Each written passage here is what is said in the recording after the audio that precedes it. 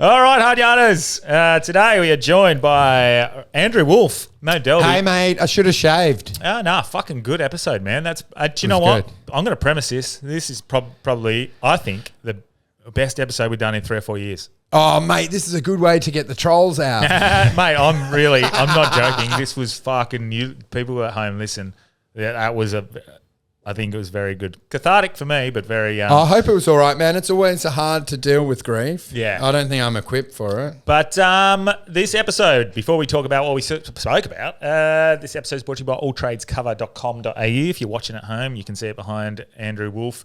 Delby's not here, so he can't tell you what you're not covered for. But basically, if you're a big business, small business in the trades sector, if you need some sort of coverage in regards to your work and liability insurance, etc., that sort of stuff, hit them up. They're going to give you They cover it all. I heard they even cover me too at the Christmas party. They're giving me my coverage for my event that's coming up, which I didn't plug, but that's coming up shortly. But alltradescover.com.au. Hit them up. They'll give you a good competitive quote and then drop our name to help us. This episode is also brought to you by Goat Tape. Have you been using? We haven't. Mate, I actually stitched them up because I think the one time I tried it, I didn't follow protocol. And you didn't put it on properly. Yeah, and I think I did feel like great benefits, but I felt like, what a wanker not to spend the time. Like, there's a thing of like drying the nose, making sure that it's under the bone there. Correct, yeah. And I looked online and I realized, I did none of those things. And it still benefited me. Yeah. So I'm like, mate, give it a fair shot. It's fucking awesome. They've got you chuck it on your nose, and they've also got the mouth tape, which apparently you get more benefit out of, but it's basically retraining you to breathe through your nose, specifically while you're sleeping. It's fucking incredible. You wake up so much more re-energized. You don't feel sluggish when you get out of bed, and there's a lot of science. And you use it for running, hey? Yeah, definitely. I get a lot more oxygen, feel a lot easier to breathe. So Goat Tape, use the code word hard yarn, and you'll get, I think, a percentage off. This episode is also brought to you by Feed. Feed is the supplement. They got beef organ complex, liver. They got oyster supplements. I love that legacy bit about snorting. So get on board. Tasty liver. But he killed it. But they got the honey collagen. I've been having the collagen. Do I look a little bit nice? Oh, mate, big improvement, man. But it's really good for your bone, joints, and that's it's really good. So I'm enjoying it. Regardless if they ever stick on as a supplement sponsor, I will definitely continue on with them. So Feed, again, code word hard yarn. And finally, Kahuna Golf, wearing the hat right now. Look good, feel good, play good. You play a little bit from back in the day, mate. Memory, hey? Well, let's go play me and you one day. We'll go to the driving range. Okay, yeah. Hammersley. Hit. Yeah, man, I'll do it. They've done it. It's nice out there. We should go have a swing. Yeah, definitely. I lost it when I broke my shoulder. Yeah. It affected the swing, but I'd be keen to go hit. Okay, well, we'll do that. But look good, feel good, play good. I'll get you a Kahuna Golf shirt and a hat and shorts, and I'll kick you all out.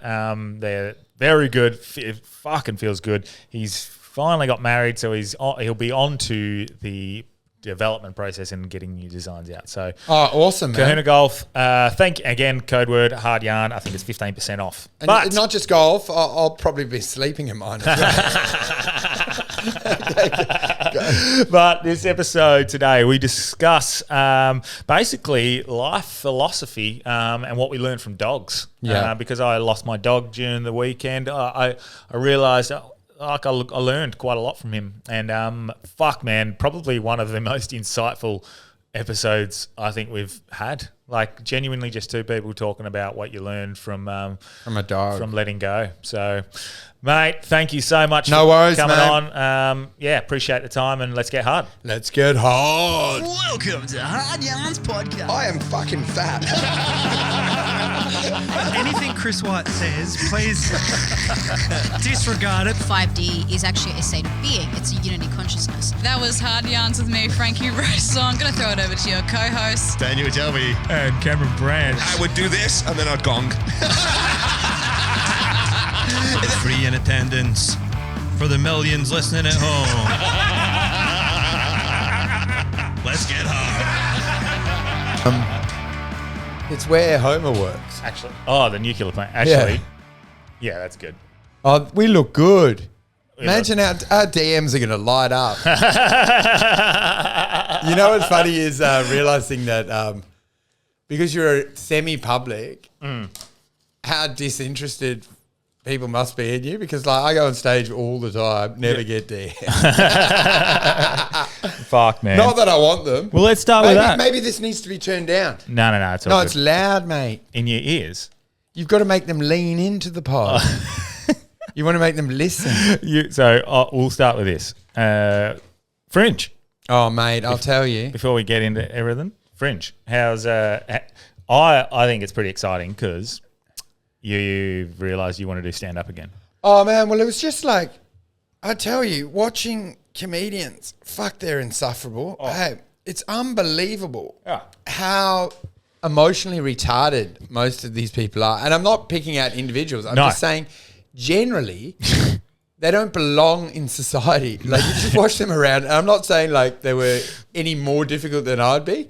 It's just like these people can't even operate a door lock. Do you know what I mean? I'm like, how do they even get to the gigs? I seen Johnny at the gym the other day, Johnny and Jane. I was like, mate, so much more respect for you running a room and dealing with comedians. He's like, oh, they're fucking insufferable, aren't they?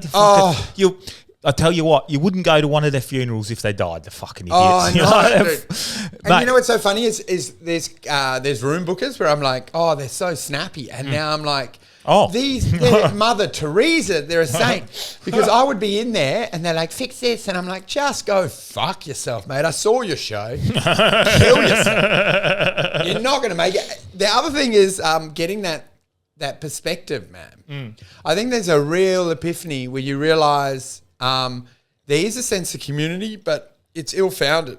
The truth is there's going to be 1 to 5 superstars and the rest are living. Look, they enjoy it and they make a living out of it and just survive. But you quickly realise that this idea that everyone's waiting for the pokey to pay out, when you're running the pokey hall, you can see like loser. And you're like, oh, he's 15 years in, 20 years in. And you can just see, it's sort of like, I used to just play the pokies. Now having run the pokies, I'm like, you see the old woman waddle in and the guy going, today's going to be the winner, Wolfie. I've got a big winner coming. I'm like, you're not going to win. You're never going to be famous. Yeah. You're like, and then I watched them. It was actually hard at the end of the Fringe when they celebrated. I'm like, what are we celebrating? Mediocrity? No one's done anything.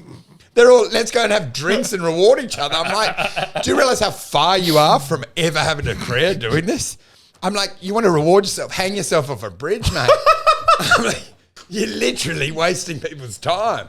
Oh my God. But dude, the lack of development. Yeah. Like, I think you realise that, you're a good comedian. I think I felt, well, I'm not going to say that, but I'll say like comparatively, I'm okay.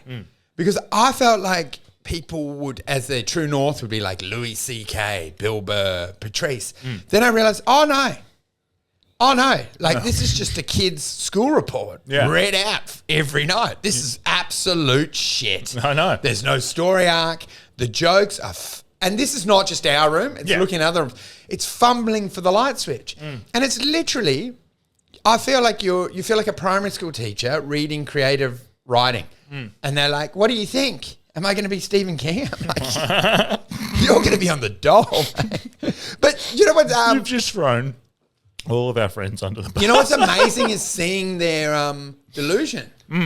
It's amazing life. And I'm not saying I've realised I am deluded as well. Like, to be talented in this is 1 in a million, and it's so easy to get swept around because, do you know, it's like what I explained to my son. He did well in the running, and I'm like, yeah, you do realise there's 10,000 schools. Yeah. So relatively, you're average. And he's like, what do you mean? And I go, well, I mean, if you run with dead shits and win, it doesn't make you a good runner, right? I said, there's Somalian and Ethiopian kids that whip the floor with you. You're not a good runner. Yeah. And he goes, what do you mean? I'm like, well, you're not a good runner. Let's be honest. I'm not a good runner. It's brutal honesty, but it's. I said, don't get an ego. Yeah. I'm like, be realistic. Yeah. I'm like, yeah, you're the fastest, and it's sort of like that in comedy because you go down and you go like, crush it. I'm like, can't record any of these sets. You know, you put them on Netflix, immediately on Reddit. That's the other thing that I've found. amazing with ChatGPT is putting people's you put people's YouTube special, you get the transcript, you put it in ChatGPT and say find comparable bits, and it's everywhere. And it will just match it. I go, show me the YouTube links, and it rips apart everyone's bits. Yeah. It's actually insane. No one's original. Yeah, It would just be like, boom, boom, boom, boom. And it goes, Louis C.K. covered this bit. This was done in a George Carlin early special. This was done. And you literally, it's the most demoralizing thing because you can, now on YouTube, you can take the transcript, download it, put it in ChatGPT and say, find me how this is derivative. Yeah. And it comes back with a summary and it'll go, high risk. 8 out of 10 of copy. High risk. God. High risk of hack.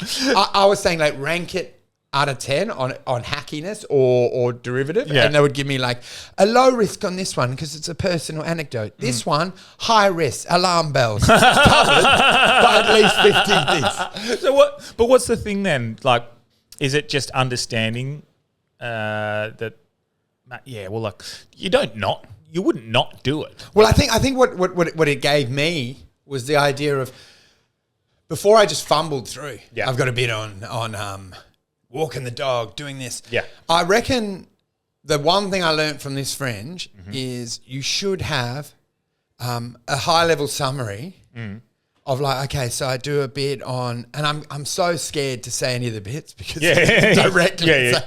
But I'm going, okay, so you know.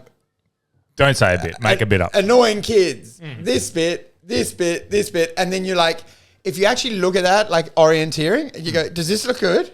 And you're like, I think generally, and that was my takeaway from Fringe, is if you actually look at everyone's, and I'm not trying to be an arsehole, everyone's got a gun for me. But if you take what the general topic selection are, the club selection, I'm like, it's putt-putt hour. Dude, you know what I mean? It's like, notice something. Yeah. A little rant on government, and then how underwear chafe or some shit. I'm like, what is this shit? Do you know what I mean? Like when you look at a great author or playwright or they cover some big areas. Yeah. Do you know, like Orwell, and you look at his book, Yeah. and the concepts that he goes across, and then I suppose if you do an idiot mind map of people's hour, you're like, well. I'm like, fucking put it in the bin. So the question is, like, do you just stop doing that, though? Probably not. You still enjoy it. You still Dude, have it's fun, actually and you're overwhelming, making man. Other people have fun. You're on the inside. Like, the people on the outside watching, they're like, oh, my God, that was hilarious. It's this panicking moment, man, because you're like, the last 6-7 years, you know, in Perth doing stand-up, no chance, right? Not enough movement, not enough gigs. And then property's doubled, and you're like... Oh my God, dude. I spent my day at the fair chasing butterflies around an oval. And I'm like, oh my God, I'd probably have been better off to get a Teflon suit and just sell real estate. Do you know what I mean? And then I'm like, do I enjoy it? And there is actually that really scary moment where I've become so cynical and jaded. Yeah. That I'm just sort of, I'm cynical of stand-up. Do you know what I mean? And I realize I hate everything. Do you think that's... Because I've seen that as well for a Fringe. Yeah. It's amazing what you see when you see that. Yeah. And I was like wondering, is that just everything? What? Like, is that life? Yeah. So you saw when you see through the veneer. Yeah. And it doesn't seem as shiny as it once was. Yeah, it's like the kid that goes to the beach for the first time, the shells blow your mind and eventually you don't pick them up. But is the illusion, is that the joy that we finding that and living in that illusion at times is what brings us joy? I don't know. Oh, dude, and do you think so? Maybe I was thinking of the temperament because I'm such a nihilist and a negative guy, and then just watching some of the other ones, like a Legacy, who just gets excited about the shiny shell every time. Yeah. Every gig, dude, I'm seeing him do 5 a night. Yeah. I'm like, he's literally Loving running it. up the beach like a Down syndrome kid with a rock, just going, it's so shiny, it's so shiny. And I'm not mocking him, but he gets joy out of every time, whereas I'm like, go fuck your mother. Yeah. Do you know what I mean? That's my vibe when I'm watching the show. No, as in comedy. Do you I'm think like, it's, what is this? Because I've been thinking about that a lot. I shouldn't have called him a But but like a dog a dog, like a dog that gets excited that it's going to get a walk. Yes. That's how he is on stage. Well, you're going to go for a walk? Going to go for a walk? And whereas I'm like, I've seen the shells and now I want to crush them. So this is where like, and fuck, it's a great segue into my dog, like passing over the weekend. That's shocking, dude. Oh, mate, devastating. But how many years did you have? 12 years? 12 years, yeah. Mate, that's such a big part of your life. And you don't realise how much they mean to you. So, mate, we can come back on that. Yeah, we've got to do the dog chat, dude. But I saw you pitched it as grief, and I was like, I'm not equipped to help with grief. Let's go. But it is like, it's this fucking concept of the one thing I learned from him was that play. And that's what you're getting at with Legacy, for example, is like, fuck the seriousness, just enjoy it. Like, you can't change it. That's what it is. You just go, fuck it. Well, I'll have fun with it. And, because who gives a fuck? Like, I've got all these fucking problems. My dog had fucking the worst cancer. Because it can be like cancerous thought. Because then you'll be like, you're having sentimental moments with your son, and you're like, oh, what a cliche. These are the nostalgic moments, are they?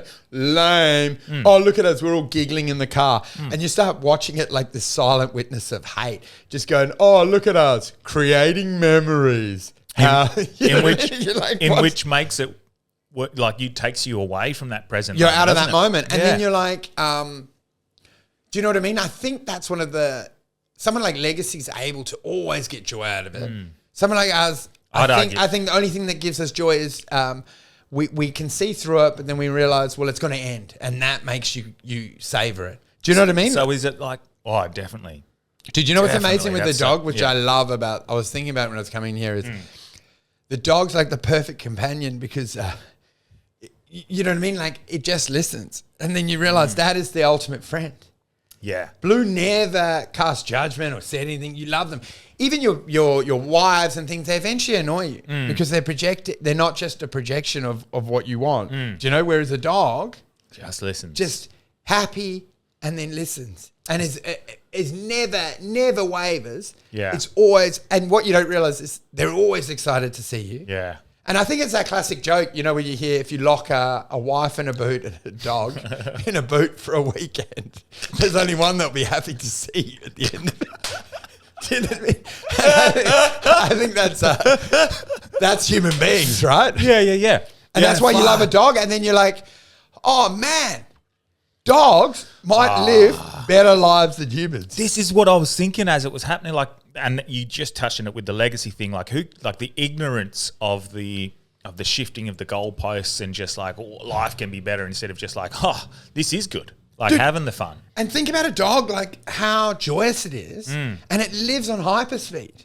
We often are too cool for school. You have a moment with your kids and you're like, I'll get there in a minute, Scotty. And then you look around. Whereas the dog's like, holy shit, butterfly. 100%. And then even in the car, sniff. Yeah. What are you doing? And then it's like, rip the carpet. And I'm like, it's actually an amazing way.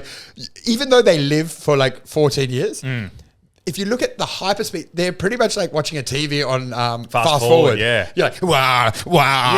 And then eventually, even when they sleep, it's like multiplied sleep. Like we sleep at a certain speed. When they're asleep, you can tell they literally might have died. There's no energy left. Comatose. And they're actually comatose because they drain their energy to zero. Whereas you can see our sleep and you see the partner restless because they still haven't burned all the energy off. Back and forward, listless sleeping, worrying about stuff. Whereas the dog generally lies with its full groin exposed, tongue hanging out. Take me now if you want to kill me. They're aware that things can hurt them. Yeah. And they lie totally going, come get it. Yeah. Kill me if you want. Whereas we lie maybe with a little Swiss Army lie back to back with your partner. Yeah. I'm like, what a temperament, dude. So I think like the thing I realised, so obviously like they serve you almost, and then you're like, they are that ear to you. They listen and whatnot. And you often get conflated with this idea that you're in service of them. You're walking them. You're feeding them. You're doing this for them. You're picking up their shit. And I look back in hindsight now, and even those things that I probably look back and say, oh, that was me serving him. No, he was serving me because I miss the walk so much. I miss waking up and going, right, well, I'm going to start the day with a walk. It feels weird for me to just go for a walk, but I was taking my dog for a walk. It's like an action. Dude, there's so many good things you can learn from a dog. Huh? Oh, yeah. The loyalty. And then in a way, a dog, when you think about it, is pretty much running the house. Well, in many ways, like you think you kick them out, but they sort of determine the temperament of the whole room and energy. Do you know what I mean? Like they're almost like a kid that never grew up. They determine so many of the moods. Do you know what I mean? Yeah. And then I'm like, in a way, like they're one of the main contributors of creating community. Do you know what I mean? Crazy. It's actually, they're doing more effort than the spoiled, pimply teenager that's slamming his door to try bring everyone together. And I didn't realise how many people, because I'd never lost a dog. I'd lost my family dog, but I sort of detached from that. I'd moved out and it was a little less, it was upsetting, but yeah, when you lose your dog, I didn't realise, and it just what all my friends and family and people who I've watched lose pets, I didn't realise the fucking pain that they had felt from that. Oh, mate. And I saw that photo of you like hugging follow him. me now with the music, and you're like, do you know what I mean? You with the setting sun, like with almost like your two noses together. And I was like, oh mate, ripping the heartstrings here for shares. 100%. But it's still like it was a genuine moment. Oh, and I didn't take a photo. It was Grace took the photo. Oh mate, that was such a moment. And so these, I thought you had imagine that. No, I didn't set it up. Like I was just at the park having you're a cuddle. forcefully holding his legs, his cancerous legs, forcing him to look sentimental. Oh, poor buddy. The hallmark. But it's more like those sorts of moments. They actually it set me back to when I was genuinely alone or upset or even fucking happy. And like I'd go to the beach and be by myself on a Sunday afternoon, no kid, no one. And I just go, right, well, let's go to the beach, Blue. And we just go sit down the beach, watch the sunset. And like some of those afternoons weren't great. They weren't. I didn't feel good. And then you're like, he didn't give a fuck, dude. He was there with you, like so selfless. And he's not been prescribed so many of our rules as a human being of things that you must be or to. They just live in the now, right? In reality, and just experience existence. Whereas we have prescribed things. So like no one wants to talk to you because you've potentially been hostile about the divorce and they think, oh, he's in a fucking mood. Give him some space. Or you're not earning as much money or you've lost this or you've done that. Yeah. They don't really judge you. They judge you on the merit, the metrics that matter. And then you realize humans sort of we're caught in the weeds a lot. Well, it's interesting because I thought talking about the dog today would be nothing. I'd just quickly throw it away. And I've realised how quickly we've never, ever had as many messages and affirming how they felt when they lost their dog. Dude, that's huge. On the podcast. And we've had some big outreach. Mate, that's great for engagement. If I was a social media guy, I'm like, we need to kill a dog every 6 months. So keep the numbers up. All that affirms to me is that every person who's listening right now who's gone through losing a dog or a cat or a pet, beloved to them, it's the same feeling, and so they can all empathise. So I think a lot of people will understand exactly what we're talking about. It's a weird one how humans are more equipped for, like, as in with dog death, there's less collective empathy. It's more like, well, it's a dog, mate. Yeah, why? And it's the same with an old nan. She's done 90 years, and you're like, well, mate, do you know? Well, imagine Did you check the expiry? The milk was going to be thrown out one way or the other. Imagine having a brother for 12 years and they die as a kid. Like that feeling, that's what it feels like. Dude, I've had that brother. And if it was your bro, like you can take a week of work. Yeah. If it's a dog, it's like, oh, that sucks. Anyway, can I have that last Tim Tam? Yeah, There's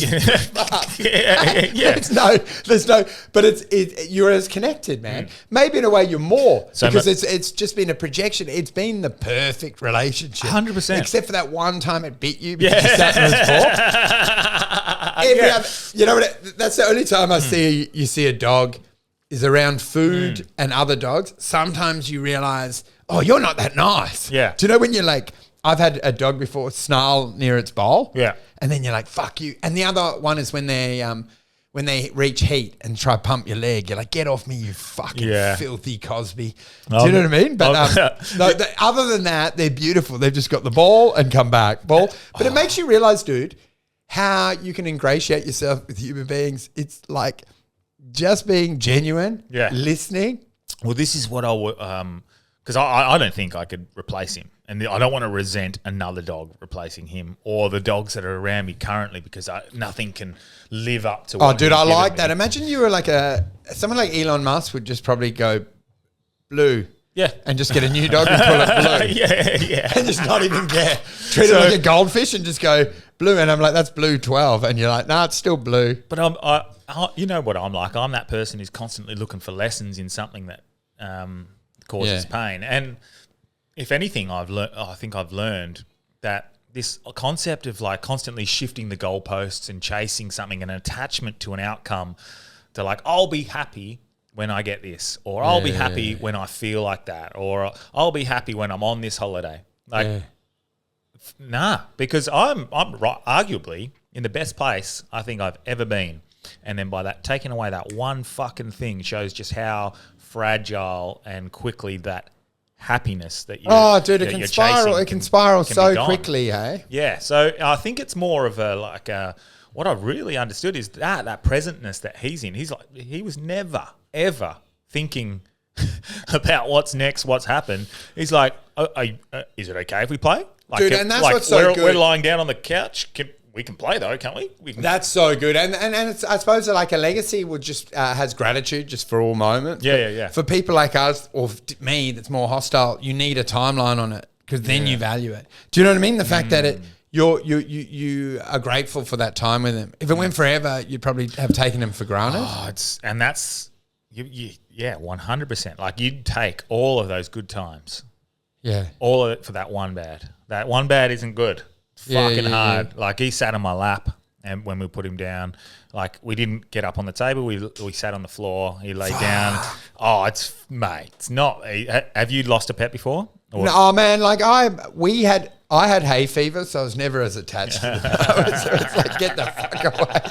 It's like, I know you caused my runny nose. And I'm like, you know what I mean? I became more jaded. I was like, I am so sick of scratching my eyes, and then.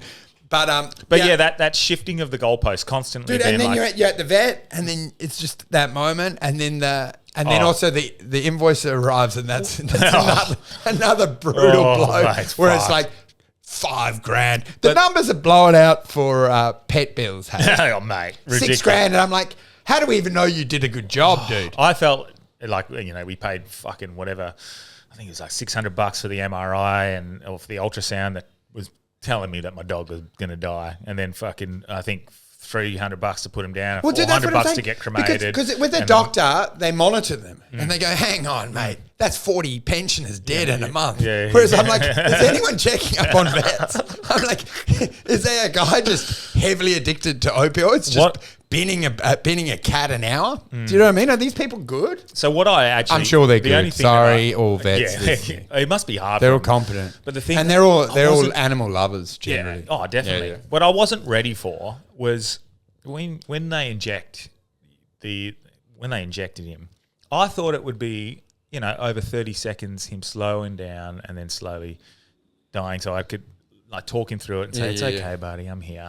And just I was trying to stay as strong as I could for him, so then I could fucking weep and You're going to be fine. I just wanted to be like comfortable for him. Imagine if you'd watch something, you'd be honest and you go, mate, you're dying. It's like, it's almost instant.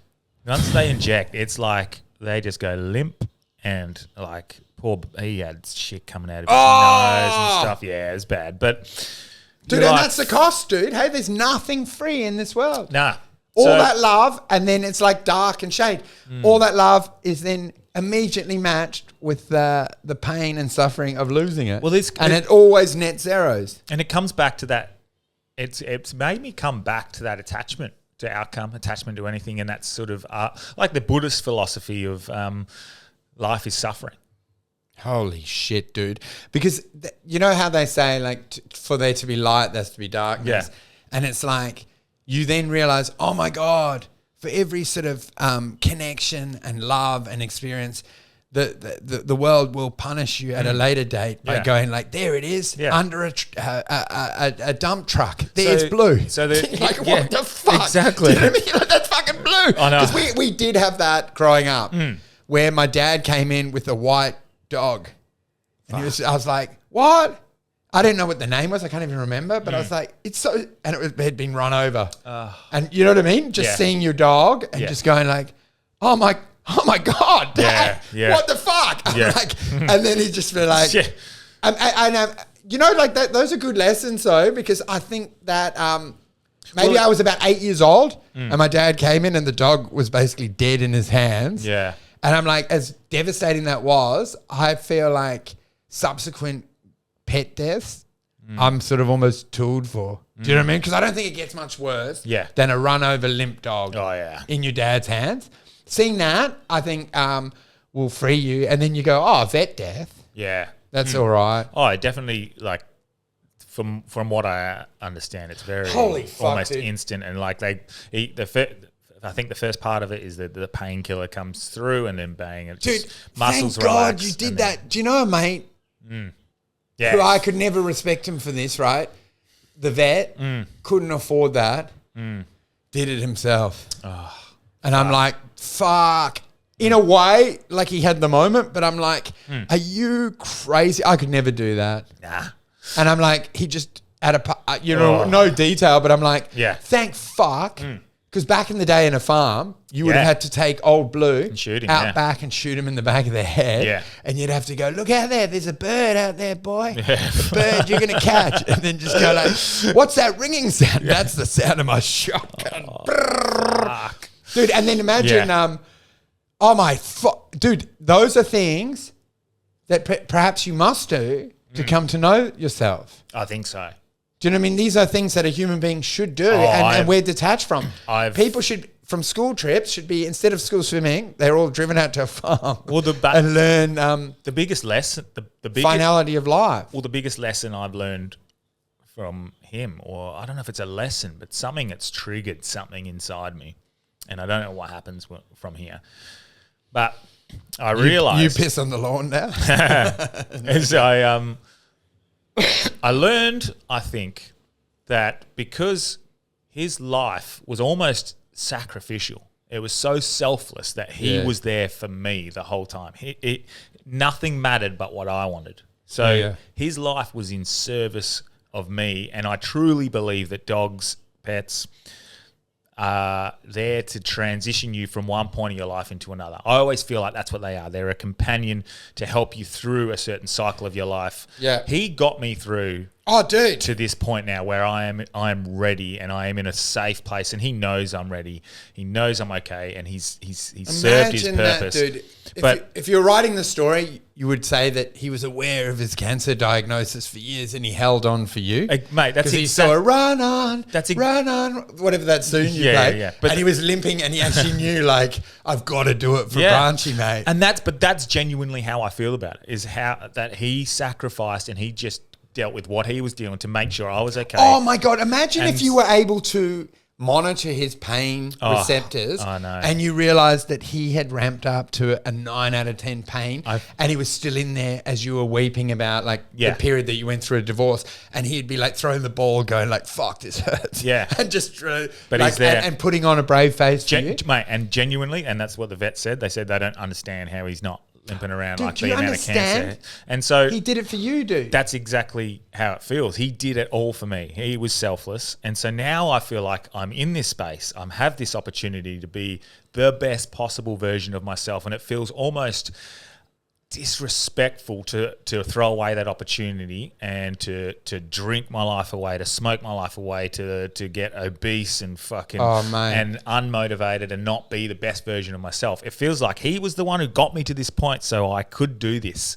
And if I weren't to follow through with that, it would be an absolute slap in the face to everything he sacrificed. Off, dude, from dog heaven. That's how it. Down. That's and you're at a full moon party, and so like podcast's over, mate. But the word that was coming through to me is so much was to just play, and that is what I learned from him the most. Play, so enjoy it. Let's just play. Dude, Life is a game. Life is play. I think that is one of the things you get from kids and dogs is that sense of play. And it's one of the saddest things of the life we live now. Correct. Is no one mucks around and has fun. I know. And they all crave it.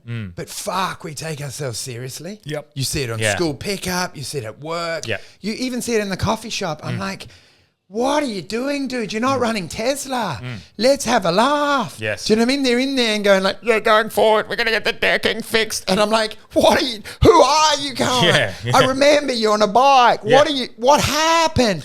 Do you know what I mean? And people crave that. And it should be the priority because you can see it. We're getting a survey done every day and you hear the Prime Minister of Australia doing dog voice. Yeah. Who's a good boy? Who's a good boy? Yeah. I'm like, this guy's cost of living crisis, run our country, whatever. They all run the country into the reef. Yeah. But he's in there and he's like, oh, good boy. Do you know he's on camera? Yeah. I'm like, holy fuck. Imagine if people could just Jim Carrey permanently. Yeah. That you would just walk into the shop and say, maybe you'd end up being called, accused of racial vilification. Good boy to the Chinese server. Yeah. But, do you know, imagine if we all had a bit sense of play. And I think that's something that comes out of the DMT experience. They always point to that it's just a joke. It's just a laugh. It's a big joke. And you know what I mean? Every time you get anywhere near what's the meaning, they laugh in hysterics. And like, what else would it be? Yeah. And it's like nothing matters. Nothing's real. It's just, it's a big, profound joke. Game. There And is it's no absurd that we don't try to enjoy it. And then it's quite amazing to imagine a dog thinking, oh my God. And we're like, yeah, I've got an investment house down in Mandurah. And him thinking, what a moron. Yeah. He doesn't get it. Dude, I got a stick today and then I lost the stick and I don't even care. And this fuckhead is driving past a house in the Mandurah, doors will cut, going like, look, we're going to boat out there. I'm like, there is nothing but the wind blowing across your nose, mate. Fuck, man. Don't you think? That's what you learn from dogs. That's what you learn. There's nothing but the passing breeze on your tongue and nose. Do you know the way they hang their face out the side of a car? That's life. Mate. That's all you've got. I was watching him, so as we were taking him to the vet on that last trip, I went down the window and he just chucked his face out the window, and I'm looking at him in the rear view and he doesn't give a fuck. He's just the wind in his face. He's like opening up the mouth to get the air in there. Dude, He's loving what the an sensation. attitude. That would be the same that you'd probably see from Kyle Legacy heading to his final moment. Do you know what I mean? But what a profound way to live. Yeah. Because once you get neurotic, I'd be in there going like, are we driving too fast? Do we go parking? Like, what are we going to do about the funeral? I'd end up chatting to people and they're going, it's your final minutes with your kids and going like, make sure you get the insurance covering the funeral, right? Do you know? You're like, what is any of this shit? So, but you know what the problem is? It's prescribed that you have to play this fucking game. Because the last few years I've tried to detach in an isolated city. Yeah. But unfortunately, numbers matter. Yeah. And currency does equal your propensity to be free. So even all people have to eventually play Monopoly, man. Like we get dragged into it, kicking or screaming. And then I'm like, have we corrupted everything? Because it's like, fuck, it'd be nice to just wander around. Maybe we don't live as long. We don't have a cure for cancer, but we're all just kick a ball around, kick a tin along. Do you know what I mean? And then I'm like, we don't really get that option. I'm about to do it now, short back and sides, pretend to be interested in maybe a bank. Yeah. And then and extract wealth and then make sure I have fun outside of their prying eyes so they don't know I have any personality, you know, that risks the corporate veil. Fuck, man. That could quite possibly be the most profound thing you've ever said. Nah, mate, it's not. You always talk it up and then I get mocked Reddit going, dumbass, dumb boy. But you know what's funny? But it's true. That is true. Like has to be a balance. Because there is a balance of play. It is a game. Don't take life too seriously. Doesn't mean I don't chase some sort of purpose and I don't follow my purpose, but it's a sort of surrender to the current. What about this lie? It goes back to that wu wei, surrender to the current. Life, I think the scariest moment of life is the false pretenses. Do you know what I mean? As in the work persona versus that home persona where you've got a mate that's in a corporate job, but then you know him. And you're like, the betrayal of oneself in order to pay the mortgage. It was like Rick Hard. Yeah. When I told you this when I performed, and he Yeah. was like, "Don't worry, none of those cunts will laugh." He goes, "Because I pay their stupid private schools and mortgages, and they're too scared to be themselves." What? I didn't know. No, but he goes, Yeah. "Don't worry," because he was howling at me, Yeah. and he goes, "None of those cunts will laugh. They're too scared because I pay their private schools and their mortgages, And they just they're don't wanna too step out scared of to be character." themselves." Yeah. And he said they're trapped. And but I mean, that is true. And that is the hypocrisy of man and and woman, and the saddest part of it all is that you don't live free, dude. You're trained up in school, and then you create this facade. And it exists in all senses, man, even with your kids. You act more responsible, and you're like, "Yeah, boys." Do you know what I mean? Like, you don't have that party element or like yell. Do you know, I put my boys on Grand Theft Auto. Probably not a good idea, but I'm saying to you, Yeah. like, I like the game. So I'm like, I remember people telling me don't play it. I'm like, go fuck your mum. I want to play it. Yeah. And then I'm like, hang on. Why? And look, this is a mudding of the idea. They should be censored from crazy things. Yeah, and I have yeah. taken some movies and regretted it. Going, oh my God. Yeah. Turn it off. But you know what I mean? I'm like, Yeah. to have the courage to present your true self, well, where are they? Legacy's one, presents his true self in all circumstances. Yeah. How many people do you know that are always themselves? The number of people I hang out with, and they vary depending on who they're around, is staggering. Even in comedy, depending on the green room, watching people buckle around more famous men. And then suddenly be like, "Hey man, how are you?" And I'm like, "Where are you, dude? Yeah. Where are you? Why can't you just be yourself?" And you just watch them melt down. They're not bluing it. They're not being blue, dude. And people can smell it a mile off. And even now, they're people in wealthy areas, and they're like, as they walk out the bin, they've got a mask on, dude. "Morning, Shell." And they actually want to go, "Fuck off." Do you know what I mean? It's a scary world we live in. It's a paradox. It's like you're pointing out the fact that we aren't. How much of yourself do you sell to get success and security and safety in this world? Do you know what I mean? Like, because there is a compromise, and parts of yourself have to be put up for sale to secure your passage through this realm. Do you know? And you've got to make a determination of how much of yourself you're willing to give. I think it's the pathway. Honestly, I think the pathway's set, and it's just the path of least resistance. You're going to always be taken back.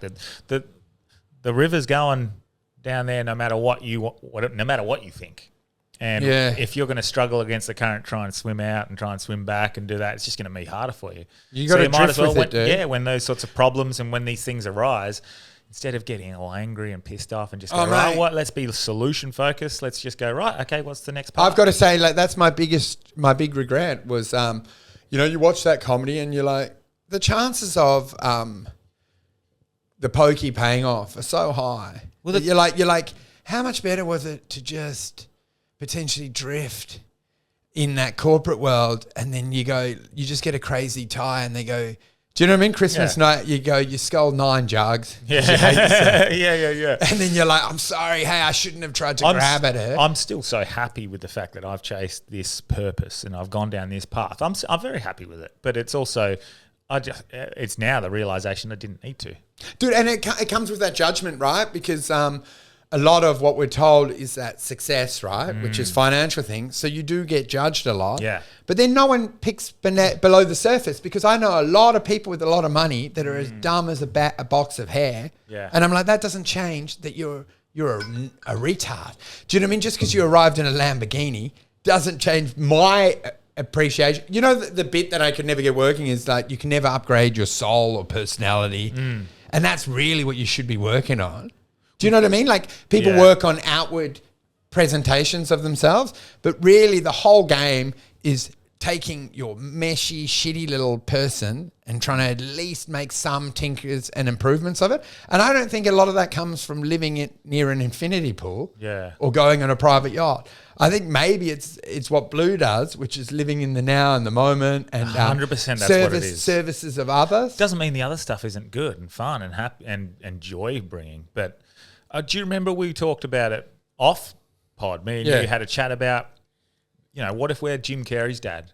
We are the lesson for our children, and if that's enough, dude, how good's that for a cop out?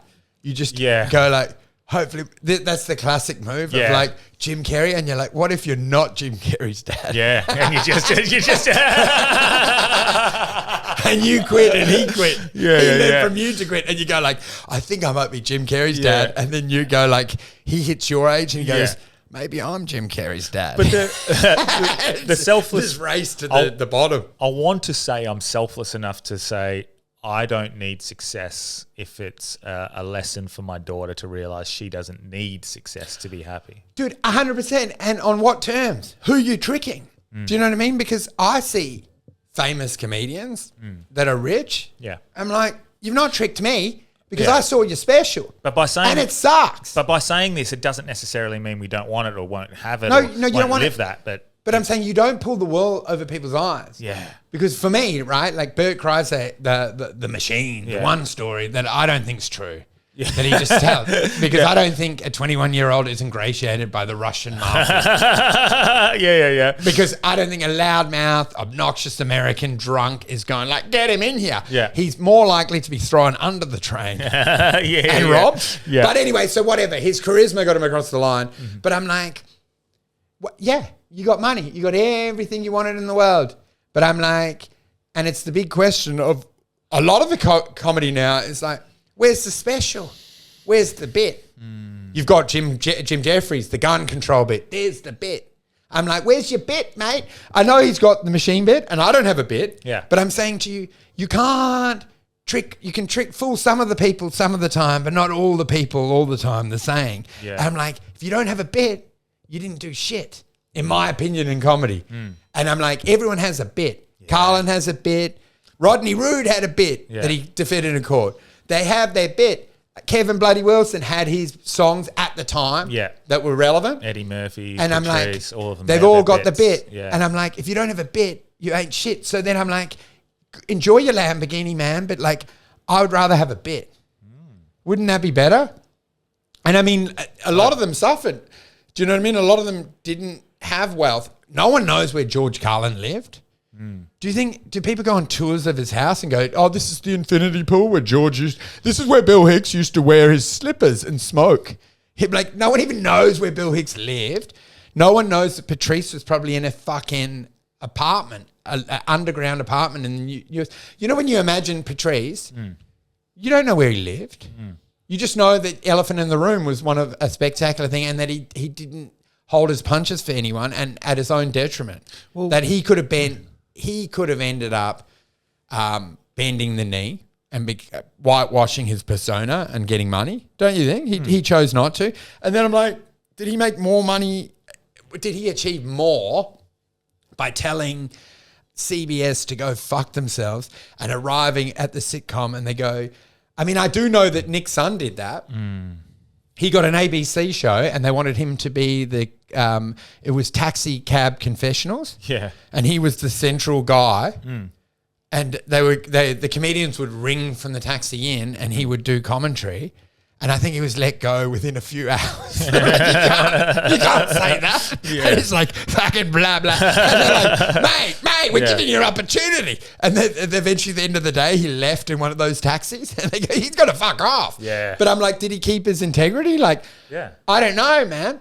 I bet you, given a second chance, maybe now where he's at, he probably would have fucking put on the Oriental skirt and done whatever the fuck they wanted. It's very interesting to just like unpack all your dreams and just sort of trying to find where they stem from and what you hope to achieve. Because I think trying to chase those things and constantly shifting the goalposts keeps you in this perpetual, never-ending trap of pain. Oh, dude, and that's what's happened to me with my suffering. I was realizing over Fringe, like, you know, I was joking about how good shelter, man. Just like a barn or somewhere to lie around. I was joking with comedians. I tried to do it online, but it didn't really work. But I was like, you start to realize how much money do you need? Do you know what I mean? Like I say, like a Shane Gillis is making millions. But what's he going to spend it on? And then I'm like, then what is it? Do you know what I mean? Like, how much fucking money do you need? Would he be better right now to just take a year off and cruise around, go to the Philippines and hit up ladyboys, or I don't know what he does, or like whatever his interest is? Like, does he need? And then does he maybe he needs to make hay while the sun shines and just capitalize on this, because maybe it will be a passing storm, and he would regret not having really capitalized on everything he could do in this window when the zeitgeist loves you. Yeah. So I don't know. Well, he's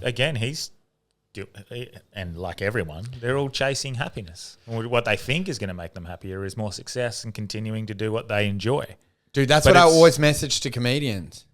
Like when they're I'm like, you better be happy now, mate, or there ain't no fixing this. Yeah. Do you know what I mean? Because they're rich now. And it's true. And then look at Chappelle. How insightful he is, and he's regarded as one of the greats. Yeah. Walking away from that $30 million deal. Yeah. Because he had a better grasp of what happiness was and what life was about, and then us all judging him. He fumbled the bag. Yeah. He fumbled the bag. He's a fucking moron. Yeah. I'm like, nah, operating on 8 levels higher of a consciousness than you're aware of. Yeah. You just take the bags, every bag. He realized that it was, he was becoming like being whitewashed, and he didn't like the way the show was going and the way they were forcing him to be. Pressuring and then him, went back to Africa. And I would suspect the best move he ever did. Well, the other move, he might have become fucking Jerry Springer. Like, they were trying to consume this man. Like a Jimmy Fallon. Dude, he would have become a Fallon. Yeah. And I'm like, Chappelle saved his soul in his own life. Yeah. They were eating him like fucking vultures. So what's the answer then? Like, do you just give up? Dude, you go to Chappelle's farm and you crawl around and hope that he spits wisdom into your ear. It's a balance, hey. What I feel that you need mentors. You need, like what you do on this show, right? Bringing in thinkers and people. What you long for is insight and perspective. So my play is curiosity. It's learning. It's talking to very interesting people, and and being involved in that process is fun. That's play. So I think. Well, that's what you're doing great on this pod. Well, yeah, but just detaching from, I don't want to say seriousness, but like, I have to do this. I have to get this person on. Why can't I get fucking my mate Andrew? Why can't I get him on? Yeah, that's me, dude. Yeah. I'm on. Yeah. Why can't I? I know what you're saying. Yeah, why do can't... You know what I wonder is like, and that's maybe the joy of comedy is... I much prefer a conversation like this. Proximity to greatness, right? Because what you really wanted in comedy was a ticket to the green room with great minds. Yeah. And that's sort of what arts is about. Great like, you minds. create your expression of oneself, but what you're really yearning for is to be around like minds and to be able to rob their insight and perspective, as in, or share it. Yeah. And to be like, what you long for is to be around a deep thinker that's willing to be generous of spirit enough to show you what they've thought. And I love meeting these people who have said, I'm going to sacrifice knowledge in 48 other areas so I can get really fucking up to date in every part of this aspect of life. Yeah. And then they're an expert in that area, and then you can learn, you don't take it all in. You don't acknowledge it all. You don't fucking retain it all. But listening to someone who's an expert on neuroscience or fucking like Chafee when it comes to like carnivore, or it's unbelievable, or dude. someone who's well versed on the way the economy works. Like, it doesn't matter what it is, if they've dedicated their life to that one thing of that expertise. For me, I love talking to a variety of different people. Dude, that's what people love about life, eh? Yeah, hearing each person's insight. Yeah, because it's so interesting to you because you don't know anything about it. You're like, oh my god, this is. And I suppose that's why some of these podcasts have stumbled onto genius, because it's like Theo Von. You know, obviously Hillbilly does jokes, but then he's realized the actual reason you go on a holiday or travel is to meet interesting people. Oh, fucking so no. He's now just set up a camera with a floodlight and just invites every genius into his place and then just feels like fucking elevated all day because he's spoken to a rocket scientist and a great philosopher. And I'm like, this guy's in his swivel chair with his mullet being served up all that humans can offer. Yeah. I'm like, what a dream, dude. Yeah. And I'm like, that's worth more than the money. I mean, what the fuck? Why is he going to go to Vanuatu? He can just sit on that swivel chair and have Elon Musk to this guy, to that guy. I'm like, what a dream, man. Yeah. And I think that's one of the frustrations I find in Perth is the isolation. But even we can be an example of that because the people we've found and stumbled across. Yeah, you've got them, dude. I would like you to They're do more there. remote stuff Yeah, we're getting a bit more into it. where you could do it. And I think It's that's just the only issue I have with remote and Zoom chats, and I don't know if the listeners think the same, it becomes more of an interview than a chat. dude. Well, I had it with our pod, and it's like that gap, that distance. Oh, yeah, that little bit of it affects everything. A delay definitely. It's a delay. You don't have the human connection. You can't read the energy of them, Yeah. and you step on each other. Like I'm notoriously bad at this. Yeah. Of like shutting the fuck up, and I'm like, fuck, dude. With a 1 second lag, I sound like a psycho. Yeah. Yeah, that's true.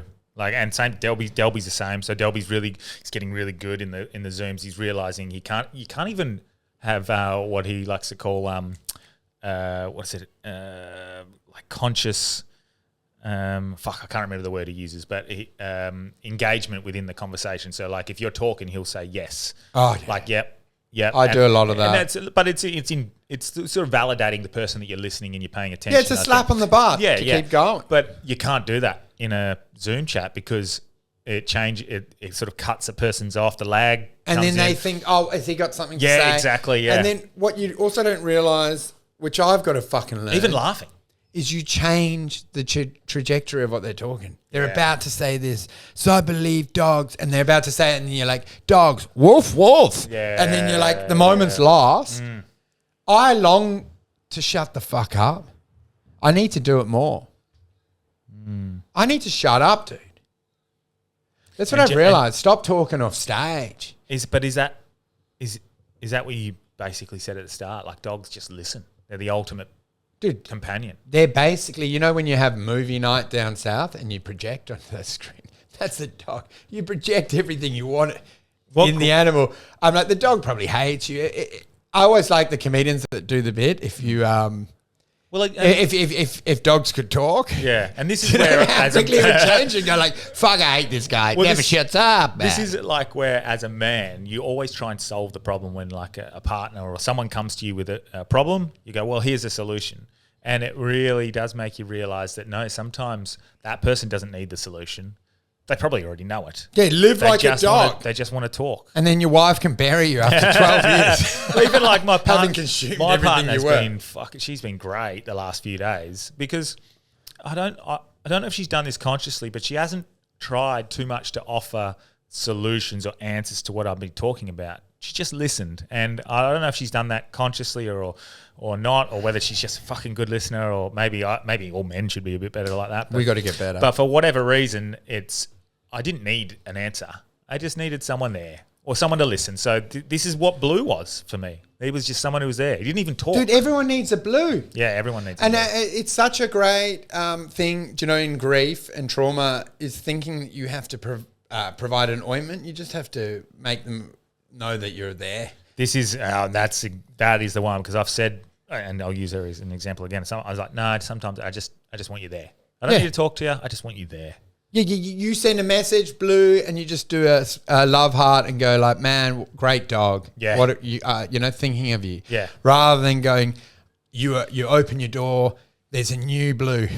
Yeah. I've gone to the shelter. Yeah. Do you know what I mean? It's almost like a Jim Carrey cable guy.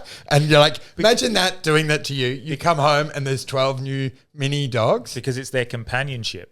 Yeah. And that's the same with a partner or a best mate or a friend. Like sometimes you don't need them to say anything. You can just go, if you know, your best mates where you live together or you're just hanging out like when you're younger, sometimes you just sit around, like you might be on your phone, you say nothing for 3 hours, but your best mates, and then someone will say something, you'll laugh, and then you'll go back to doing what you're doing. That's what's funny, hey, because then people have subsequent dogs and you can attach. But I was saying with your best mates growing up, during the formative years, you're two similar for it to be a coincidence. Like you mold each other. Yeah. Do you know what I mean? That's why you've got such a bond.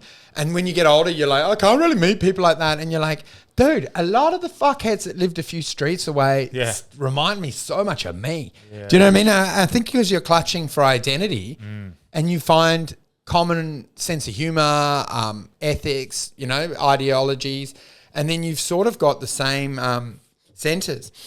I've lost a lot of that in the last few years from the trauma. It's easy to get bitter and angry. Do you know what I mean?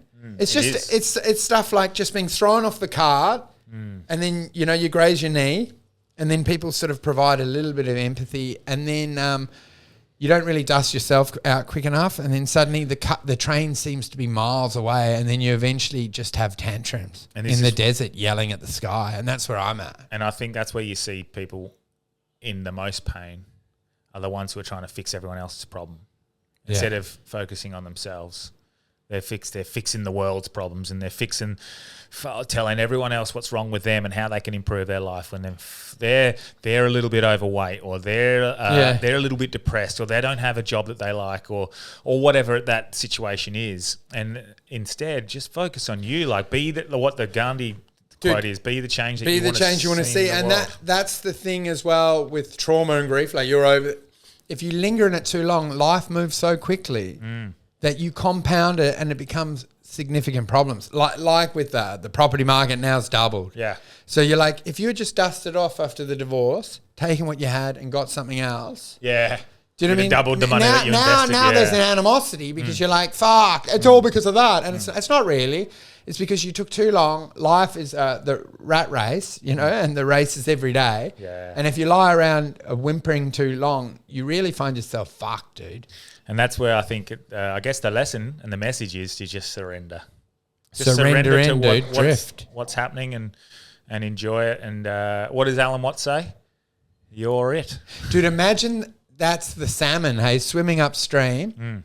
The joy of just drift down, lying on your back, your eyes rolling out, and then eventually a bear just takes and But you know what I mean? What a life.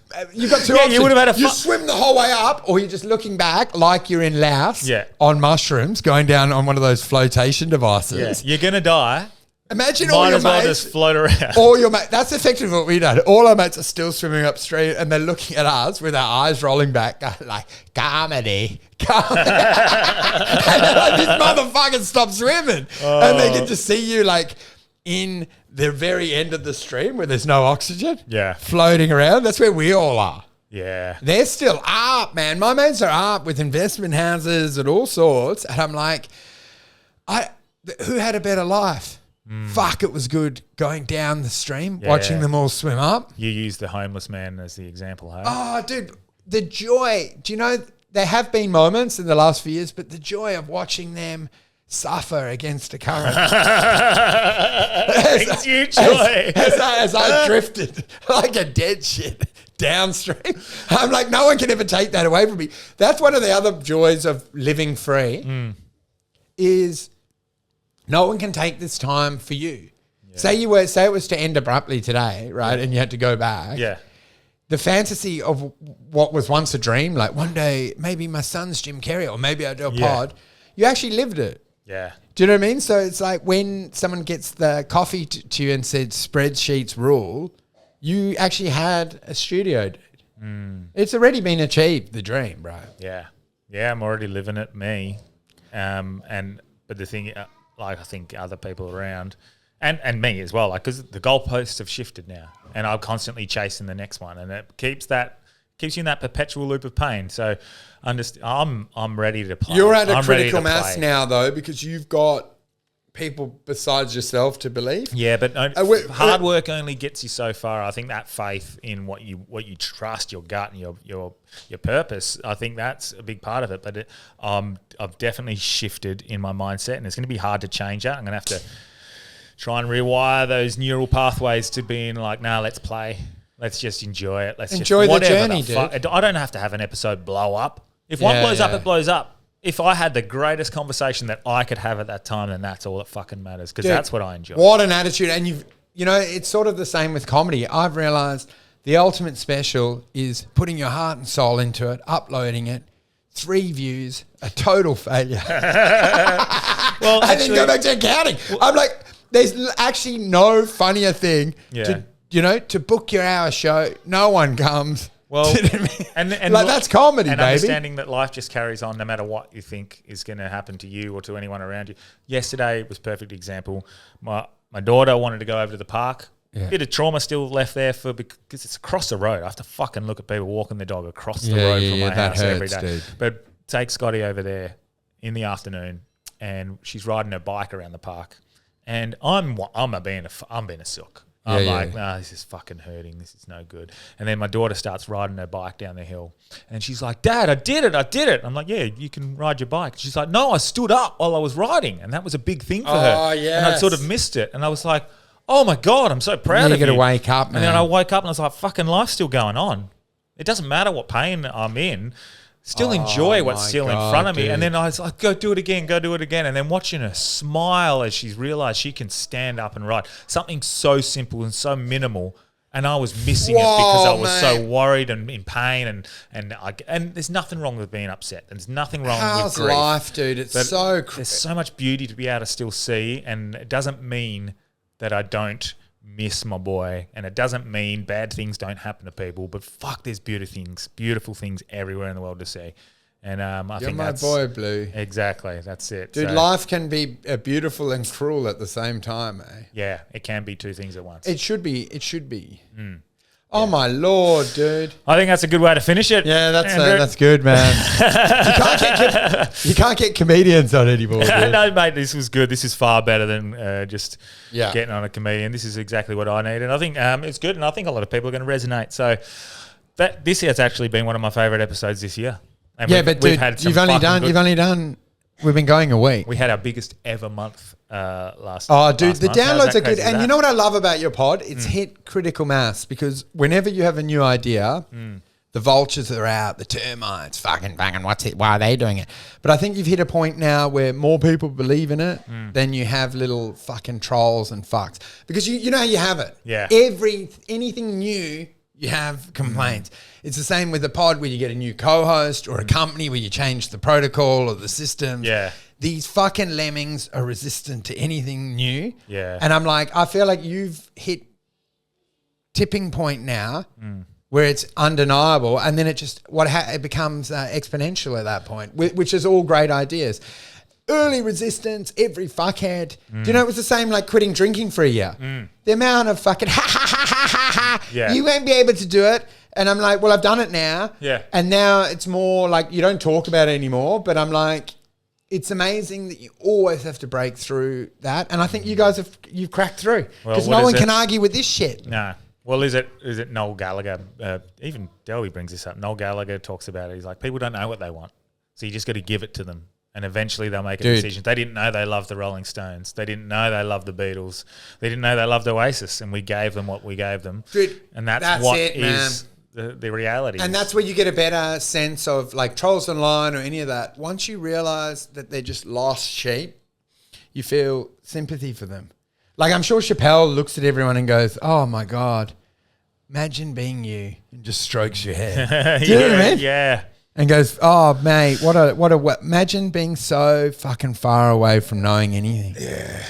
It's actually this, you actually should feel sad, like Blue, like a dog would. You should feel empathy for everyone in the world. What is it? Blissfully ignorant. Yeah, just to live in with so little information, to wandering around like a blind man, fumbling in the dark of reality. What a way to be. I'm like, geez, man, stroke their hair, whisper in their ears, and tell them it's going to be all right. Yeah. Fuck yeah, Good, mate. dude. That's good. You want to plug anything before we finish? Nah, man. Leave me alone. Can't. Well, man, I think people will. You don't need to fucking plug. You just need to make the recipe better. That's it. Do you know what I mean? Once you get the right recipe, you don't have to do skywriting to tell everyone to fucking How come. often do you ever see Rogan fucking That's what I'm saying. Nothing. That's what I realised at the Fringe. Yeah. I'm like, no one's coming to your show because you don't do anything original, mate. Yeah. All right. Fuck yeah. Cheers, old son. No worries, man. See you later. All right. Off to the dole office.